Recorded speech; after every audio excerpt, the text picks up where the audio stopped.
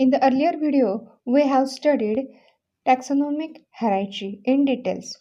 Today's lecture, we can study the nomenclature. Nomenclature means the art of naming an object is science is called as nomenclature. You know that any object becomes known to human intelligence is given a name. For example एखादी वस्तू तुम्हाला ओळखायची असेल, for example जर table आहे, table म्हणजे काय, त्या वस्तूला दिलेलं नाव. So it is the art of naming an object is a science is called as nomenclature. Then nomenclature म्हटल्यानंतर आपल्याला काय सांगता येईल की this nomenclature has two purposes. First, aid to communicate and second was to indicate relationship. मग हे nomenclature ऑर्गॅनिझम्सच्या बाबतीत वेगवेगळे असू शकतात वेगवेगळ्या ठिकाणी. मग काही नेम्स देण्यात आलेले आहेत. तर पहिलं जर नेम बघायचं झालं तर ते आहे व्हर्नॅक्युलर नेम. म्हणजेच काय, vernacular name means these are the name which are given to the organism by local people is called vernacular name. For example, Ipomoea batatas is the scientific name, but this Ipomea batata has different names in different region or state. For example, ratalu in Marathi, shakarkan in Hindi, sweet potato in English, jinazu in Kannada, मीठा आलू in Bengali and कंदमुलं in Telugu. म्हणजेच काय झालं आहे की same one of the organism आहे, पण त्याला different स्टेट्समध्ये डिफरंट नाव देण्यात आले. मराठीमध्ये वेगळं देण्यात आलं, हिंदीमध्ये शकरकंद म्हणण्यात आलेलं आहे.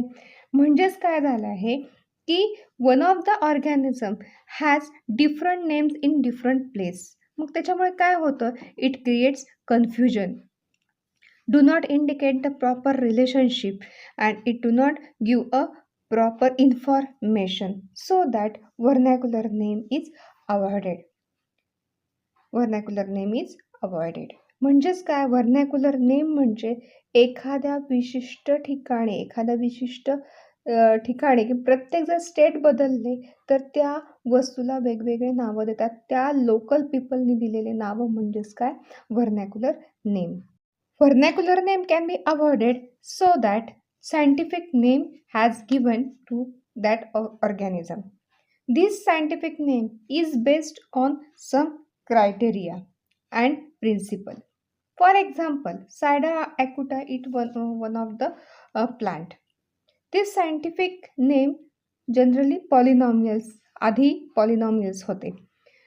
सायडिया ॲक्युटाचं नाव काय होतं, Chrysophyllum, foliis, ovalis, supremis, glabris, parallel, striatis, subtus, tomento and nitidis. Such a long name is not easy to remember, so to make it easier and meaningful, binomial nomenclature was introduced. This binomial nomenclature gives name of this binomial nomenclature suggested by scientist Carolus Linnaeus in his book Species Plantarum. Binomial nomenclature in which scientific name consists of two words, two parts, called as binomial nomenclature. For example, Helianthus anus, सनफ्लावरला काय नाव दिले, scientific name हेलियांथस anus. यामध्ये first name काय indicate करतो, म्हणजे हेलियांथस काय indicate करतो, name of genus, and anus काय indicate करणार आहे, ॲनस काय, सेकंड वर्ड काय इंडिकेट करणार आहे, name of species in which plant belongs. Some rules of binomial nomenclature. मग रूल्स कोणते आहेत? The first rule is that the name of organism consist of two Latin words. First is generic name and second one is the specific name. Generic name should come first. प्रत्येक वेळेस generic name first यायला पाहिजे, and then specific name should come later and begin with small letter. Scientific name should be underlined separately. If handwritten, जर handwritten असेल, for example Sida acuta, यामध्ये Sida काय आहे? Sida is the generic name and acuta is the specific name. मग second काय point? The scientific name should be underline separately. मग scientific name आहे, हा सायंटिफिक नेम आहे Sida acuta, it underline separately when hand written. जेव्हा हे hand return असेल तेव्हा ते सेपरेटली लिहायचं असतं. जर प्रिंटेड असेल it writes in italics. The generic and specific name should not have less than 3 letters and more than 13 letters. 3 लेटर्सच्या खाली आधी नको आणि 13 लेटर्सपेक्षा जास्ती लेटर्स त्यामध्ये नको आहे. It is the second rule of binomial nomenclature. त्यानंतर नंतरचा जो रूल आहे तो आहे name of author who discovered first should be written after the scientific name in abbreviated forms. For example Mangifera indica. Mangifera indica scientific name आहे कशाचं? तर मँगोचं. तर यामध्ये name of author who discovered first should be written after the scientific name. जर L म्हणजे काय आहे? Name of scientist. नेम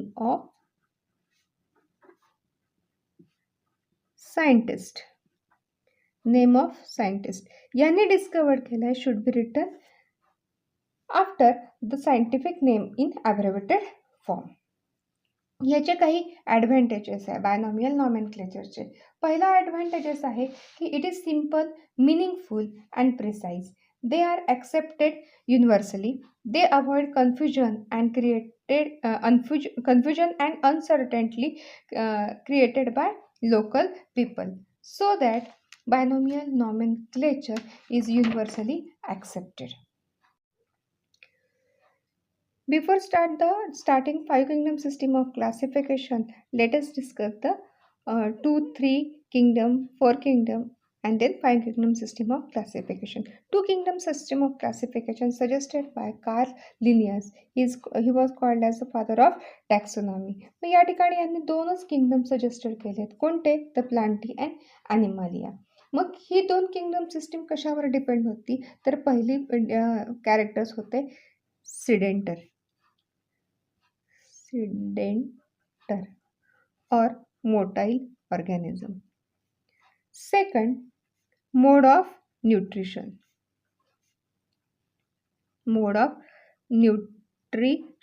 यावर डिपेंड होती. आणि तिसरं सेल वॉल. का बरं यांना 2 किंगडम मध्ये देण्यात आले? की प्लांटी हे सिडेंटरी आहे, ॲनिमलिया हे मोटाईल आहे. जे लोकोमोशन्स ज्या ऑर्गॅनिझम्समध्ये लोकोमोशन्स होत आहे किंवा ते मोटाईल आहे they are included in kingdom Animalia आणि those organism they are sedentary in nature they are included in kingdom Plantae. Then second point is characteristics mode of nutrition. Those organisms they can prepare their own food, they are included in kingdom plantae, and those organisms or they are heterotrophic organism they are included in kingdom animalia. Third characters is cell wall. मग Plantae ज्या ऑर्गॅनिझमच्या सेलला cell wall आहे they are included in kingdom Plantae and in kingdom Animalia cell wall is absent. In this way, the 2 kingdom system suggested by Carl Linnaeus. But much obvious after use of microscope, several organisms are there, but they do not have a proper place in 2 kingdom system. Euglena, for example, it shows both kingdom characters. Euglena have autotrophic mode of nutrition. It prepares their own food because it has photosynthetic pigment during daytime, and during night time they absorb the food material like animals. Then due to this 2 kingdom system is not suggested. It is not accepted. Second, Haeckel shows 3 kingdom system. He suggested the 3rd kingdom along with 2 kingdom. Third will be kingdom Protista. All unicellular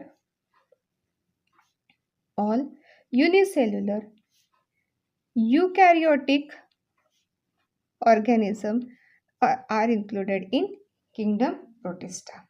Then next is the Koplan suggested four kingdom system of classification. Four kingdom system कुठला असणार आहे तर तो आहे kingdom Monera. मग हा कसा आहे kingdom Monera all prokaryotic included in kingdom Monera. Next five kingdom system of classification is suggested by R.H. Whitaker, and he suggested last or fifth kingdom is the kingdom Panchai. तो कसा आहे हा sedentary आहे पण autotrophic नाही. In this way, the five kingdom system of classification suggested by R.H. Whitaker.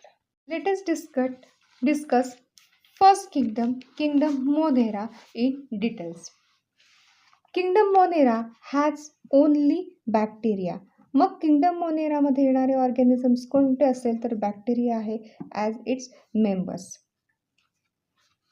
All unicellular, single-celled and prokaryotic means absence of true nucleus. They are included in kingdom Monera. They are omnipresent. Omnipresent means they are found everywhere. Omnipresent means they are found everywhere. कुठेही आपण गेल्यानंतर हे bacteria आपल्याला पाहायला मिळतात आढळतात. म्हणजेच काय किंगडम मोनेरामध्ये जे काही ऑर्गॅनिझम्स आहेत कोणतं ऑर्गॅनिझम्स येणार आहे ऑल टाइप्स ऑफ बॅक्टेरिया. ते कसे आहेत युनिसेल्युलर आहे आणि प्रोकॅरियोटिक आहे. प्रोकॅरियोटिक प्रो मीन्स काय फर्स्ट, कॅरियोटिक मीन्स न्यूक्लियस. जो फर्स्टली फॉर्म होणारा जो न्यूक्लियस आहे हा ट्रू न्यूक्लियस नव्हता म्हणून त्याला प्रोकॅरियोटिक म्हणलेले आहे. They R omnipresent. Cell wall is made up of peptidoglycan. Membrane bound cell organelles are absent. Membrane bound cell organelles are absent. म्हणजेच काय आहे मेम्ब्रेन बाउंड सेल ऑर्गॅनिलेस कोणत्या आहे तर मायटोकॉन्ड्रिया आहे, गोल्गी बॉडीज आहे. या सगळ्या ज्या ऑर्गॅनिलीज आहेत या प्रोकॅरियोटिकमध्ये absent असतात. They contain 70S रायबोसोम्स. Here DNA is naked and is not bounded by nuclear membrane. Generally DNA कुठे प्रेझेंट असतो? Generally DNA is present in nucleus. न्यूक्लियसच्या आत हा DNA प्रेझेंट असणार आहे आणि it has a membrane bound nuclear membrane. हे कुठे राहणार आहे? युकॅरियोटिकमध्ये असणार आहे. पण in prokaryotic membrane bound cell organelles are absent. They reproduce asexually by binary fission and budding. Flagellum serves as the locomotory organs. Locomotory organs means what? जेव्हा bacteria झाले की यांना लोकोमोशन करायचं आहे तर त्यांना फ्लॅजेला असतात. सपोज अशा प्रकारे एक रॉड शेप बॅक्टेरिया असेल तर it has a hair like outgrowth. It is called as the flagella. With the help of this flagella, it can locomate or it can move from one place to another place. These are means bacteria are decomposers. They show different mode of nutrition such as autotrophic mode of nutrition. मग autotrophic म्हटल्यानंतर काय? They prepare their own food. जेव्हा स्वतःचं अन्न स्वतः तयार करतात त्यांना काय म्हणतात? ऑटोट्रॉपिक ऑर्गॅनिझम्स म्हणतात. मग ऑटोट्रॉपिक कसे आहेत? With the help of sunlight they prepare their own food or some of the bacteria they use chemicals and prepare their own food. Then some of the bacteria they are parasitic, some of they are heterotrophic and some of they are saprophytic. जर ते heterotrophic mode of nutritions असेल तर ते कसे असणार? Free living आहे, symbiotic आणि parasitic असतात. They have been put into two major groups. Again, bacteria, they are put into the two major groups. First is the Archibacteria and Eubacteria. Archibacteria हे bacteria कसे आहेत? Ancient bacteria आहे and Eubacteria. We discussed they have been put into two major groups, Archibacteria, Eubacteria and Mycoplasma. These Archibacteria, it is called as the ancient bacteria, म्हणजे old bacteria आहे. कसे आहेत? Old bacteria. Again types of Archibacteria is halophils, thermoacidophils and methanogenetic bacteria. आता जे हॅलोफिल्स आहेत ते कुठे आढळतात? It is found in salty लेक्स. जे सॉल्टी लेक्स आहेत त्या ठिकाणी हाय सॅलिनिटी आहेत. सॅलिनिटी म्हणजे काय? क्षार सॅलिनिटीज आहेत. या ठिकाणी जे बॅक्टेरिया असतात त्यांना हॅलोफिल्स म्हणतात. Then second one is thermoacidophils. Thermoacidophils, those bacteria, they are found in extreme temperature. Extreme temperature म्हणजे हाय टेम्परेचर एक्स्ट्रीम असेल किंवा कोल्ड असेल अशा ठिकाणी जे बॅक्टेरिया असतात त्यांना थर्मोॲसिडोफिल्स बॅक्टेरिया म्हणतात. देन मिथॅनोजेनिक काही जे बॅक्टेरिया आहे ते आहे मिथॅनोजेनिक बॅक्टेरिया आहे.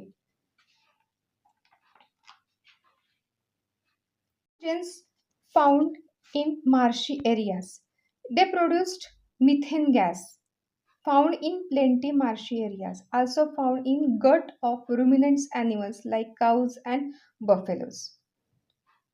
They are found in dung. They are also used in the production of methane from the dung in rural areas. Thermoacidophiles पाहिलेत आपण. काय? हॉट स्प्रिंग्स आहेत. Found in hot sulphur spring at high temperature. And halophiles काय बघितले? They can live in strong salt solution. These are the bacteria. Then eubacteria. This eubacteria is called as the true bacteria. They are present in abundance. They have been put into two groups, cyanobacteria and several or the normal bacteria. तर हे cyanobacteria काय आहे? This cyanobacteria is called as the blue-green alga. It is called as commonly known as blue-green alga. They have chlorophyll. They are photosynthetic autotrophs. They are unicellular, colonical or filamentous. Their colonies are generally surrounded by gelatinous sheath. These cyanobacteria can fix atmospheric nitrogen in a special sheet cells called as the heterocyst. Is called as the heterocyst. म्हणजेच काय की atmospheric नायट्रोजनचं fixation करण्यासाठी एक special type of sale असते, तिला काय म्हणतात? Heterocyst असे म्हणतात. Example of cyanobacteria. Example of cyanobacteria is Nostoc and Anabaena. And हे ट्रू बॅक्टेरिया जे आहेत, ट्रू बॅक्टेरिया हे कसे आहेत? मायक्रोस्कोपिक आहे, युनिसेल्युलर आहे, स्मॉल ऑर्गॅनिझम्स आहे. They have very greatly in shape. Cell wall is made up of peptidoglycan that gives protection against chemical and mechanical injury. Bacteria are autotrophic or heterotrophic mode of nutrition. Reproduction takes place by binary fission. Mycoplasma are smallest known prokaryotes. कसे आहेत mycoplasma? Smallest आहे. They lack a cell wall. Cell wall is absent in mycoplasma. Hence, they can change their shape easily. They can survive without oxygen. जर oxygen नसेल तरीही ते survive होऊ शकतात. They can survive without oxygen. Many mycoplasma are pathogenic in animals and plants.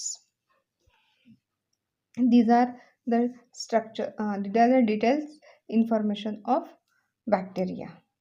There are different types of or shapes of bacteria.